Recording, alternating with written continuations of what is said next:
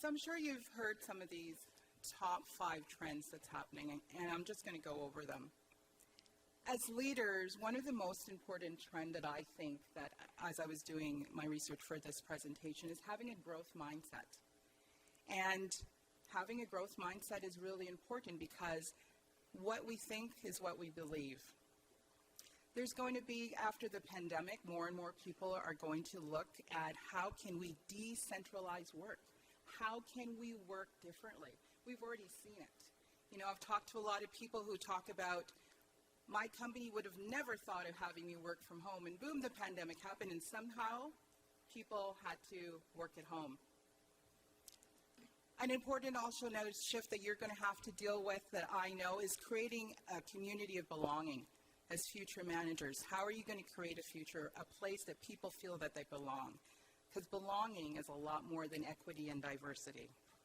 We are living in a global village, and more of that is going to be coming into your workspace.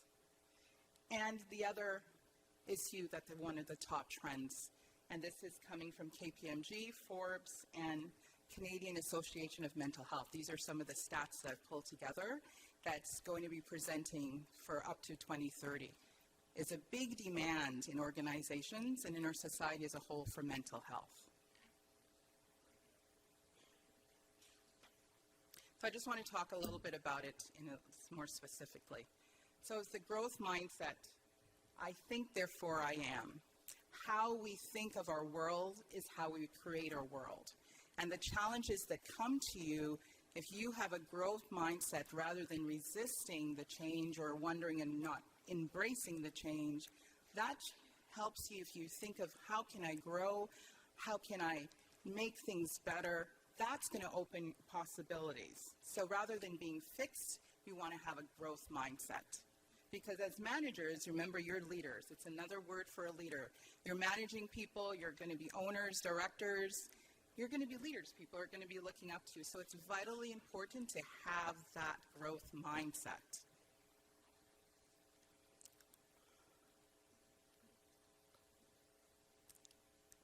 And we talked about decentralizing work. Just going to get myself here. The American Opportunity Survey by McKinsey & Company had some statistics. And this was just recently after the pandemic, and they talked about that 58% of employed respondents who took this survey felt, and that was about 92 million people, that they report that they had an option to work at home, and they really like that. 35% want to work at home, another 23% says they can for 1 to 4 days, and a mere 13% could work remotely, opt out if they could. But this is the statistics that, as we looked at all of them, to really think about, 41% did not have that option. And what I think about that is there are still organizations, still managers having that fixed mindset. This is the way that we did it, and this is the way that we'll continue to do it.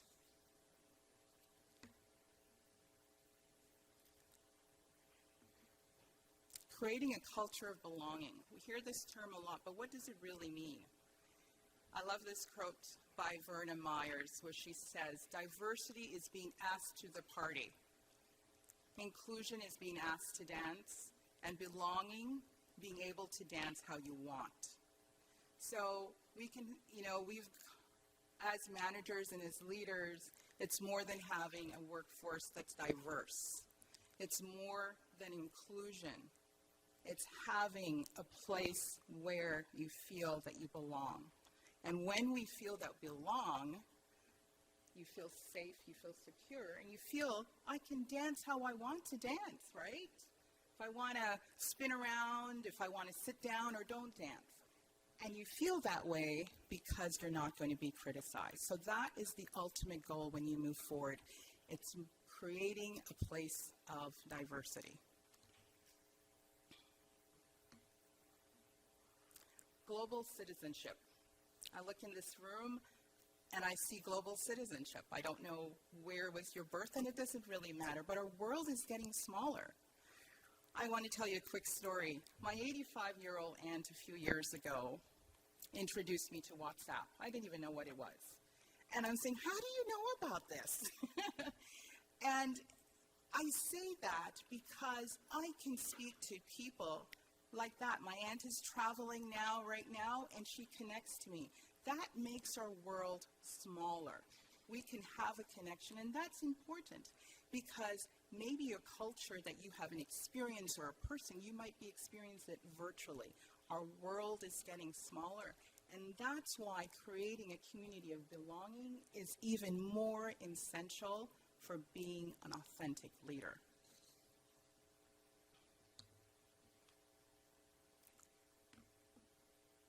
This is something really dear to my heart. I've worked a lot in mental health. And there's a great demand for mental health solutions. Not just understanding it, but people want solutions. And I always say when people come into the workspace, they don't come in and have their luggage and they leave all their problems at the door, right? They come into work expecting that they know that they have to work, but these issues come in with them. According to the World Health Organization, 450 million people currently struggle with mental health.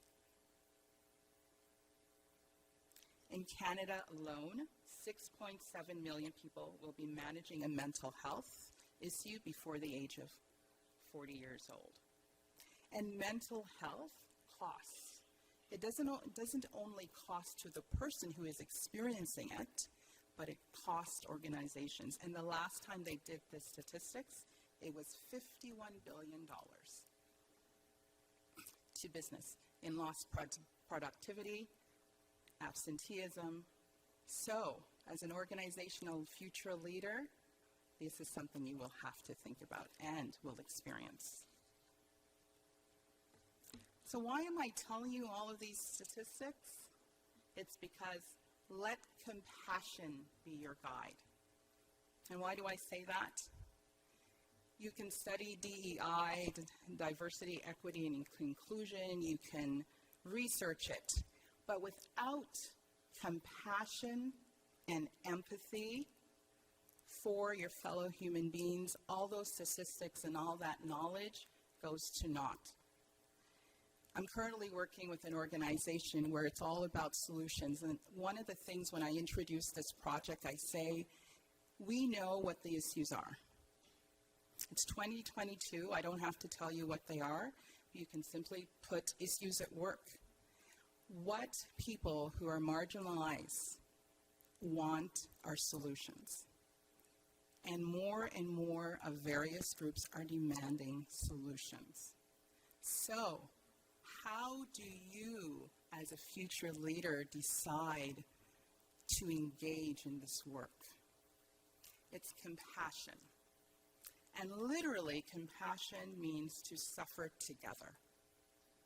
But when you put compassion together, you're motivated by understanding that suffering and understanding empathy, which is I can feel what's happening with you, but empathy, when you feel what's happening with empathy, it's more than sympathy, right? Sympathy is sort of like, well, I'm sorry that happened to you, and you go. But empathy is saying, I can understand what you're feeling, or I can feel with you. Then another level is compassion.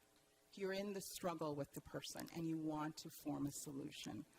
So that's why I entitled this speech that the future of leadership is compassion and empathy.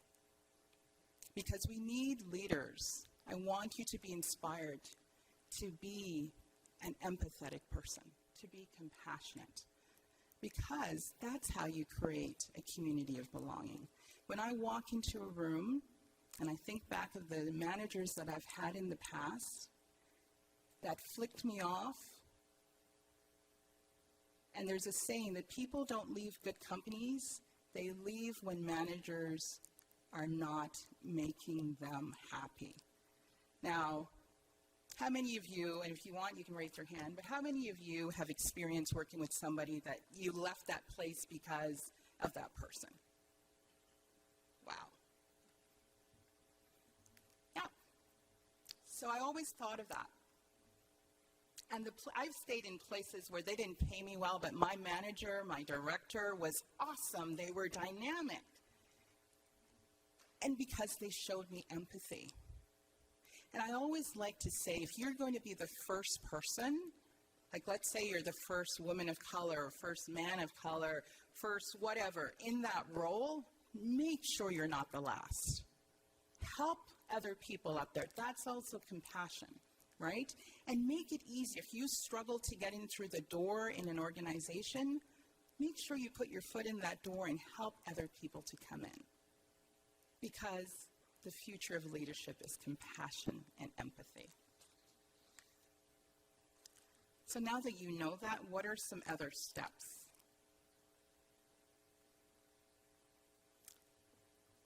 So I like to call this, when I talk to leaders, it's time to dare to dream, to design, and then do it.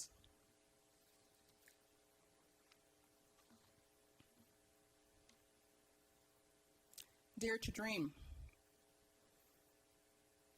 You all, I'm thinking, had a dream, else you wouldn't be here. You had a desire, right? You wanted something more for your life. So I want you to dare to want more. Dare to desire more for your life. Dare to demand more for your life. Dare to create a room at the table for other people. Dare to question. Dare to say, this is not working. How can we make this better? But most importantly, dare to be hopeful. Because if we lose hope, one of the wisdoms I learned from my mom is if we lose hope, we've lost everything. Hope will get you through those times where you're feeling, I'm not going to do this anymore. But also dare to say no. Dare to say no if something does not feel right. Dare to say no if something is not going to feel like it's going against your integrity. No is a powerful word. It's 2 letters, and it doesn't require anything after it. I always say no is a complete sentence. You do not have to give an explanation. So as future leaders, it's not only daring to say yes, but daring to say no.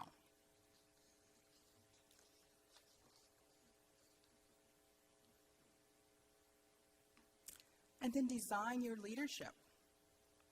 Authentic leaders is revealed in the alignment of what you think, what you say, and what you do.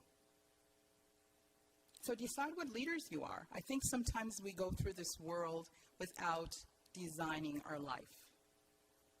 Right? It's important. You have the power. You can control it as much as possible in our world, but you have the right to design your life.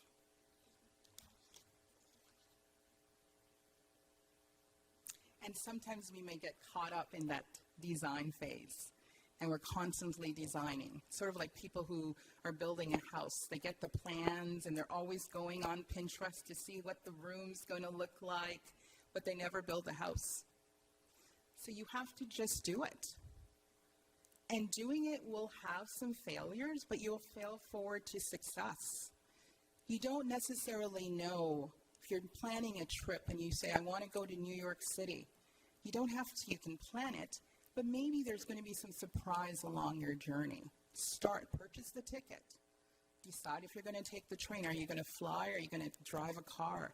Pick one option. You can always change your mind, but you need to move forward with your plan.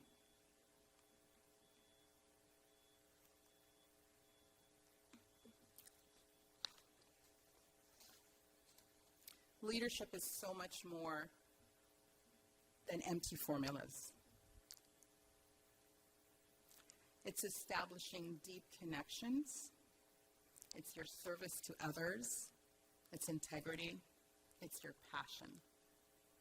Because you will inspire people to stay, or you could inspire them to leave, as we talked. You can empower people, or you can take their power away. You can lead change, or you can resist change. You can create a vision to move things forward, or you can resist that change. When we have compassion, as I said before, Compassion is part of leadership. You are leading a group, but you're also part of the group. You're allowing yourself to allow the people around you that you're leading and managing to have input. Because maybe the role that needs to be changed in the organization, that person is the front line. So design a way where people feel included, that they feel psychologically safe.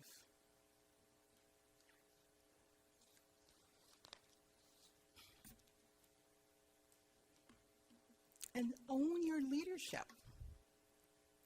Owning your leadership is standing firm in the belief that I'm a leader. I did a challenge with my group, my leadership group in Facebook, and I called it Own Your Leadership, Be Your Own Superhero. As a kid, I used to love watching Saturday morning cartoons. I would get up early, and my mom would be sleeping, and I would be watching it. And I love superheroes cartoons. My favorite was Wonder Woman. I used to go and get my mom's bracelets and put it on, and I would be fighting, and turning. But superheroes, when we have a superhero, and it could be a cartoon, it could be a real-life person. But when we think of superheroes, it's sort of the classic good person versus evil. But as we think of superheroes, you need to be your own superhero. Because sometimes in a situation, you might not have the support. You might be that lone person. But if you are your own superhero and you know that you have the power within, that's going to help you through some times. So find your own superhero. What is your superpower? What is the thing that makes you a genius? Is it your ability to be empathetic? Is it your ability to code? Is it your ability to understand people? Is it your ability to listen? That's your superhero power, and we all have it. We're all unique. Everyone in this space is unique.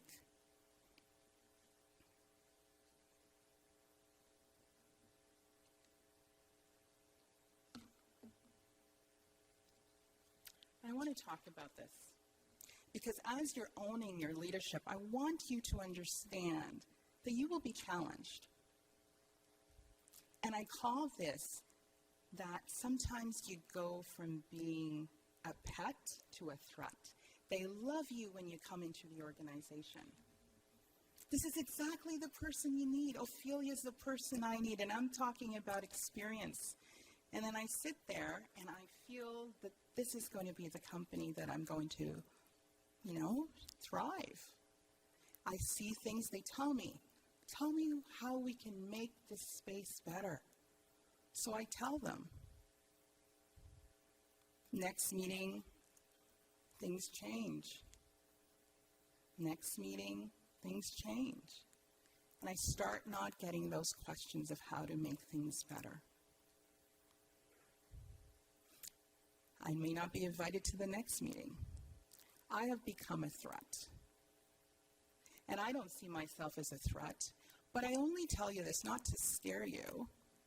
Because if you are an authentic leader, which I believe you all are, if you're leading with compassion, if you're leading with empathy, if you're allowing the persons that you lead to have a voice, you're going to naturally challenge the status quo.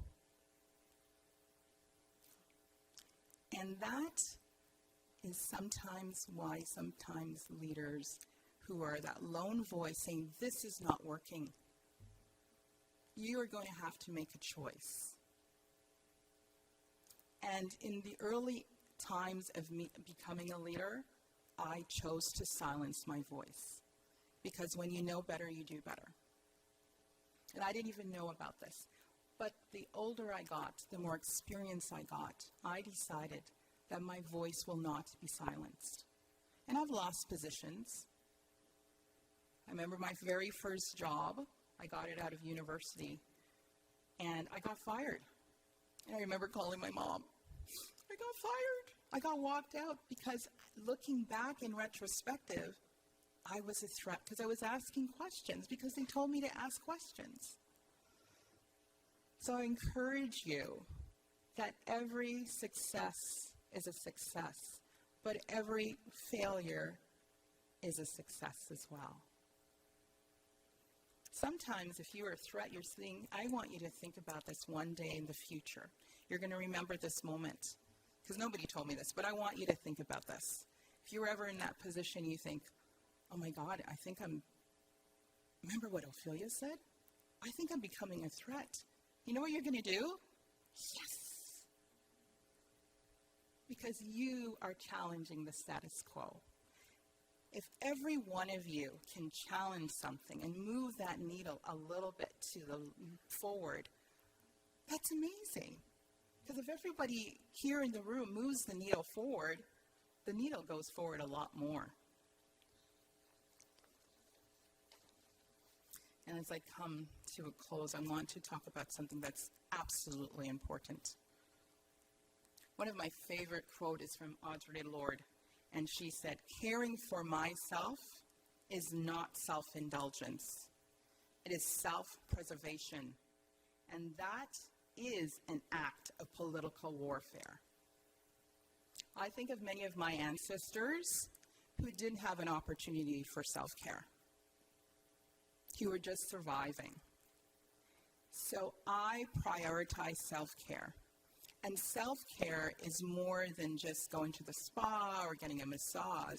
Self-care is saying, my sense of self, I'm going to prioritize that over everything.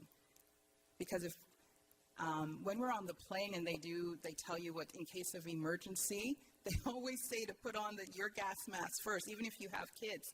Because if you're going to go down, you cannot save your kids if you don't have your gas masks on. So this work that you're doing will be and can be tough. It can be and will be challenging. So we have to put our self-care first. Self-care is the new healthcare. So I want you to be leaders that lead with compassion and lead with empathy and always dare, dream, design, and do. Thank you so much.